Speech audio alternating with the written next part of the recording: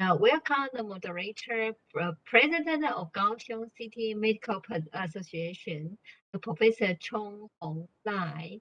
Professor Lai, please. Next is Dr. Savikang Rao is a pediatric intensivist at the Faculty of Medicine, Siraja Hospital, Mahito University, Thailand. He graduated MD from Faculty of Medicine, Siraja Hospital, Mahito University in 2007. He had a general pediatric training at Siraja Hospital in 2010 to 2013. He underwent pediatric intensive care training at the Royal Children's Hospital, Melbourne in 2015 to 2018. His area of research interested is PICU procedures. Today, he will give us a topic, severe pediatric COVID-19, 3 ways. Welcome, Dr. Do. Good afternoon. In this session, I'm going to present 3 cases and highlight some of the interesting points from these cases. We'll start with case 1. We have a 17-year-old girl with lupus nephritis. She's on prednisolone.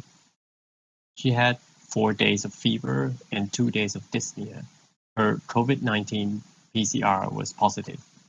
Ambulance was sent to retrieve the patient from her house. Her saturation was 88 to 90% in room air, so she was put on non-rebreathing mask during transport. On admission, she had no fever, her heart rate was 90, blood pressure is slightly high.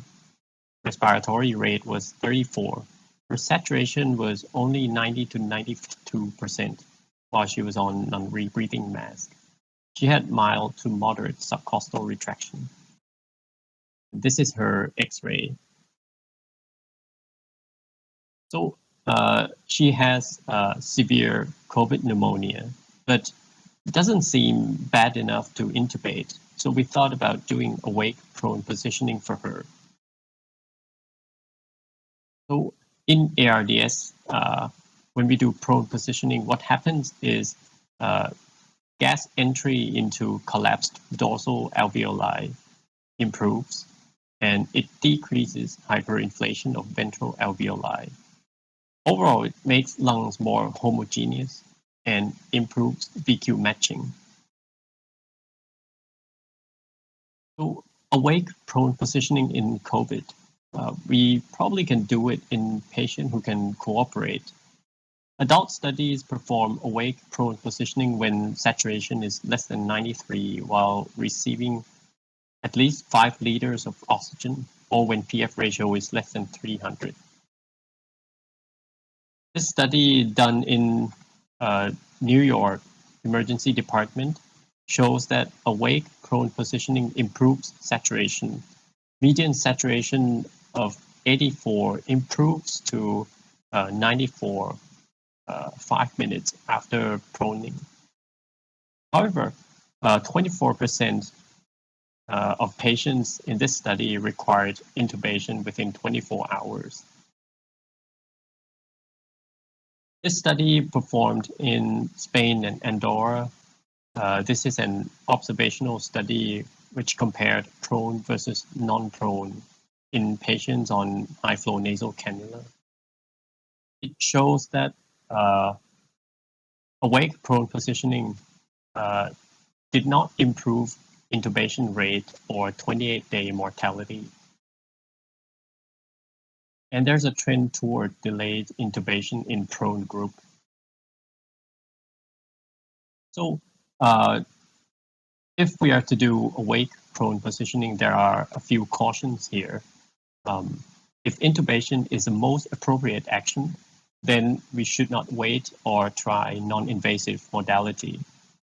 If high FiO2 is needed, this is a dangerous sign that the patient reserve is minimal now. Along the way, we should assess patient fragility. For example, when changing to supine position, see how saturation fluctuates. And please don't wait until it becomes physiologically difficult intubation. This happens when intubation is delayed for too long. And then now we have very unstable patient with low saturation. And during intubation, there is a high risk of severe hypoxemia or even cardiac arrest. This is the situation that we should avoid if possible. So back to case one, she was put on high flow with FiO2 of 60%. She was given antiviral and dexamethasone. We put her on prone positioning, alternating with semi-prone. Her saturation improved to 95 within 1 hour. And after that, she had slow improvement. We could stop doing prone positioning for her on day 3. And on day 6, we could reduce FiO2 to 40%. On day 16, she was weaned to low flow, 3 liters. And currently, she's still in hospital, and she's on low flow nasal cannula. This is her X-ray on day 14, which looks better than previous X-ray. So now we are going to case 2, which is a 7-year-old boy with Prader-Willi syndrome, morbid obesity, DM, and OSA. He's on night CPAP, 11 centimeters of water. He had fever for 1 day without respiratory symptom. His COVID test was positive and he was admitted. His temperature initially was 37.9, heart rate was 108, respiratory rate of 30, blood pressure was normal, saturation was 92 in room air. His body weight was 87 kilo.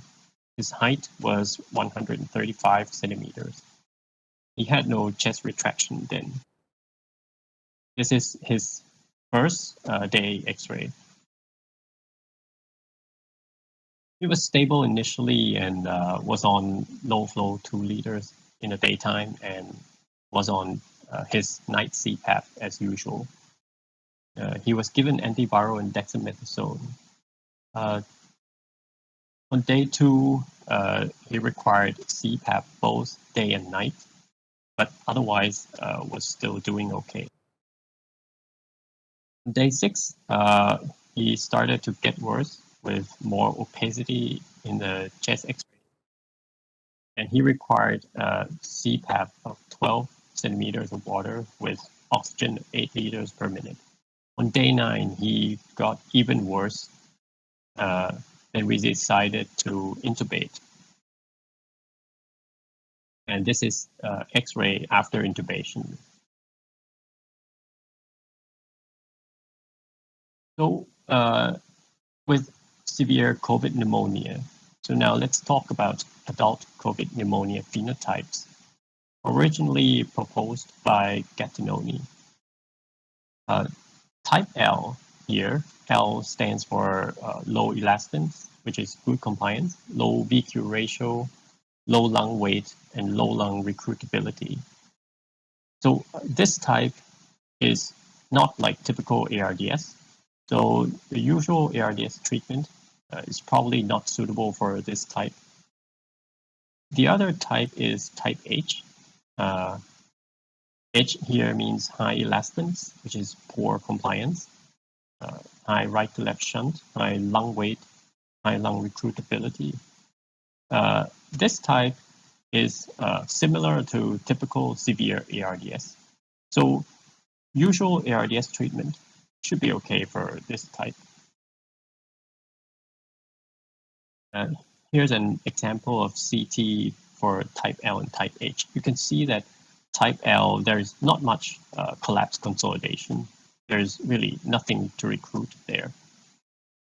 In type H, this looks like severe ARDS with large areas of collapse and potential to recruit. However, in type L, there is hypoxemia, which must be caused by VQ mismatch. But then what causes VQ mismatch? It's probably pulmonary vasoplegia or pulmonary vascular endotheliolitis or microthrombosis. And what we can do with type L is probably to allow higher FiO2, higher tidal volume, and not to use too high PEEP. Awake prone positioning may help in some patients. On the other hand, there's this paper showing that in COVID ARDS, on average, compliance seems low, kind of just like usual ARDS in general. Then what about pediatric COVID ARDS? Unfortunately, there's no data about lung compliance or phenotype in pediatric COVID ARDS. However, in reality, ARDS is a heterogeneous syndrome. There are spectrums of pathophysiologic changes in ARDS. There are different degrees of alveolar edema or collapse causing shunt, different degrees of recruitability. There can be vasoplegia of poorly ventilated alveoli, which causes shunt. Dead space can increase as well due to pulmonary vasoconstriction or microthrombosis. And pulmonary vascular resistance can go up and cause pulmonary hypertension or right heart failure. So in COVID ARDS ventilation, there's probably no single best ventilation strategy for all. We have to assess lung compliance. In children, we probably can look at delta P needed to obtain target tidal volume and have a rough idea about compliance. So if the compliance is low, then we use lower tidal volume, like 3 to 6 mils per kilo. If compliance is good, then we can allow higher tidal volume, probably 5 to 8 mils per kilo. What we can do also is to just slowly titrate up the PEEP and wait and see how the patient responds. Is oxygenation improve, or can we reduce FiO2? This is probably the most common thing to do in ARDS, is slow incremental PEEP titration, and this works in most cases, actually. The newer method called recruitment to inflation ratio probably can assess the degree of recruitability as well. I do recommend this paper by Lu Chen, cited here, and the website here for more details about recruitment to inflation ratio. We probably can do CT to compare lung recruitment on different PEEP, but this needs transport and infection control measures. Electrical impedance tomography can be used to find the right balance between recruitment and hyperinflation. ARDS network PEEP FiO2 table is probably okay to use in type H disease. Overall, COVID ARDS and ARDS in general requires some degree of individualization. And we have to assess patient response to ventilator changes and maneuver. So back to the case, we set up initial ventilator setting at PIP of 30, PEEP of 10, FiO2 of 80%. This, we have tidal volume of 5.3 mils per kilo of ideal body weight with saturation of 92. Blood gas looks not bad. Here, we're using high FiO2 relative to PEEP, and he looks like typical ARDS or type H. He's obese as well, and we know that he has poor chest wall compliance. So actually high PEEP requirement is expected. So we increased PEEP to 14 and PIP to 32, which is allowed for patients with poor chest wall compliance. And within 1 hour, FiO2 decreased to 40%. He slowly improved after that. He was extubated on day 18 and discharged on day 28. Now we move on to case 3. Here we have 12-year-old boy with asymptomatic COVID infection 1 month ago that did not require treatment. He had fever and myalgia for 5 days. At another hospital, he had fever and he had hypotension. He was given normal saline bolus, and that improves his blood pressure transiently, and then it dropped again. So he was started on epinephrine and norepinephrine and transferred here. He had red eyes, strawberry tongue, and skin rash as shown here. His first EKG showed first-degree AV block. On echo, he had LV dysfunction with EF of 45. His laboratory results showed elevated cardiac enzyme, low platelets, and increased inflammatory markers. So in summary, he had recent COVID-19 infection with fever, with 3 organ system involvement, which are myocarditis, mucocutaneous, and hematologic involvement. And there's evidence of inflammation. So this fits with multisystem inflammatory syndrome in children, or MIS-C. He was treated with IVIG and methylprednisolone. In the afternoon, this is his EKG. Initially, it looks like sinus rhythm, but if you look at the later part of this EKG, you see that at red arrow here shows that PR interval seems to be shortened in the later part of the strip. This actually happens because his TRS comes earlier. So actually, this is accelerated junctional rhythm. And you can see that in the last beat here, P wave is behind QRS complex. So here it means that QRS comes earlier than P wave. So he has accelerated junctional rhythm. And the next day, EKG was even more interesting here. So now we have what seems like irregular rhythm and different QRS morphology here. So let's identify first that we have 2 types of QRS complex. We have Y QRS complex labeled with W here. And then to try to determine the rhythm, we have to look for P wave. And here are P waves labeled with P there. You can see that in the first part of the EKG here, P wave and QRS are dissociated.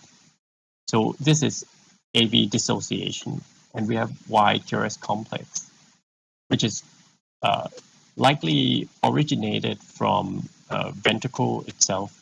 So at this part, this is actually ideal ventricular rhythm.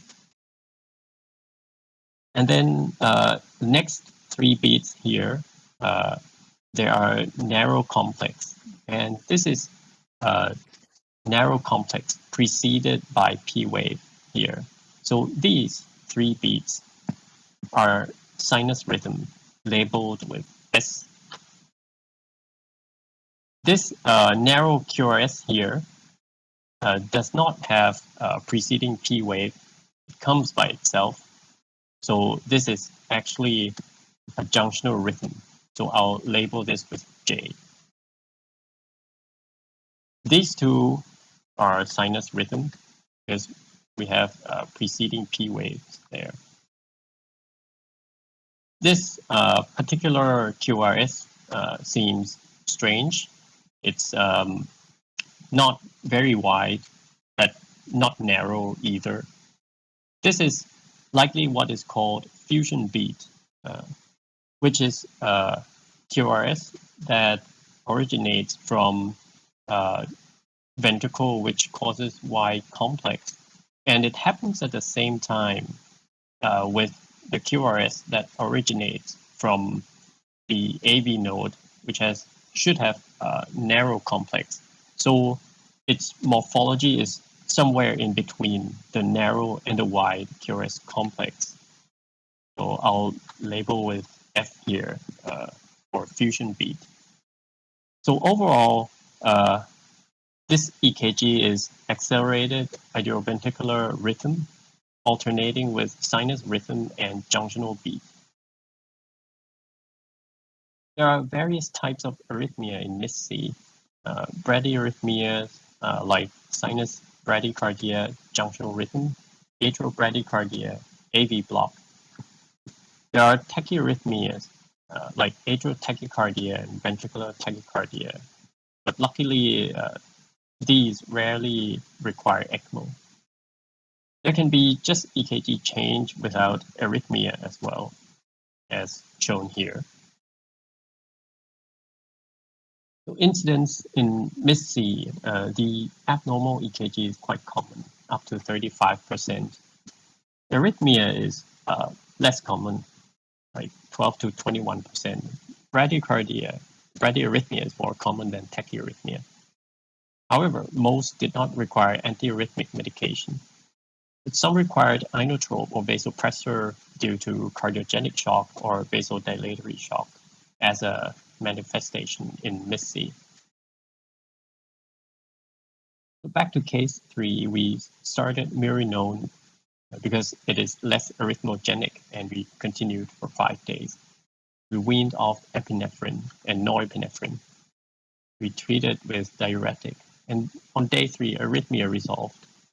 On day 6, echo showed normal ejection fraction of 62. He was discharged from hospital on day 12. In summary, in severe COVID pneumonia, awake prone positioning could be an option to improve oxygenation in cooperative children. But please do avoid physiologically difficult intubation if possible.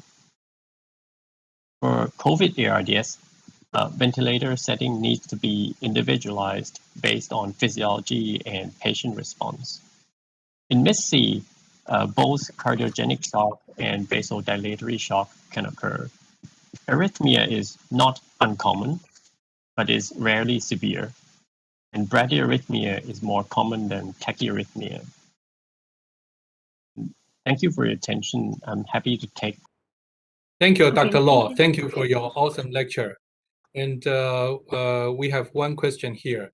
When you intubate patients, do you let them breathe themselves or just paralyze them? Thank you. Yes, usually you can see that when we have COVID-19 patients, they're in negative pressure room, and we avoid going in and out frequently for these type of patients. So practically, we do rapid sequence intubation with paralysis for all, and usually if they are still having severe ARDS, we keep them paralyzed for quite some time, really, for practical logistical reasons more than medical reasons, really. Thank you, Dr. Law. Because the time is running late, so we have to close this session. Dr. Law is very happy to answer questions in the chat part. Okay, we are moving to the next session. Thank you. Thank you, everybody. Okay, thank you. Thank you, Dr. Low. Thank you for your cooperation to answer questions in the chat. Moderator Professor Lai and Professor Xia. Let's take a break. We'll come back, I think, 3 minutes later. So have fun, enjoy. Back on PM 410. So don't forget, remember back.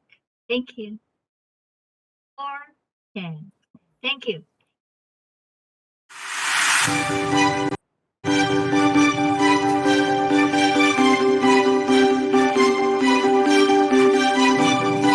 Hi, here is a demonstration to teach you how to enter to room B. Please click participant. We can see the breakout section, room B. Then click join room B. Congratulations, you finished. So in conclusion, yeah, first one, the participant, and second one, breakout section. The third one, join room B. Then how to back to main meeting? Please click the red button. Nearby the stop and close the video button. So just click the red button. We can see the one of the options. Choose back to main meeting. In conclusion, click red button. Back to main meeting. So we finish. Thank you.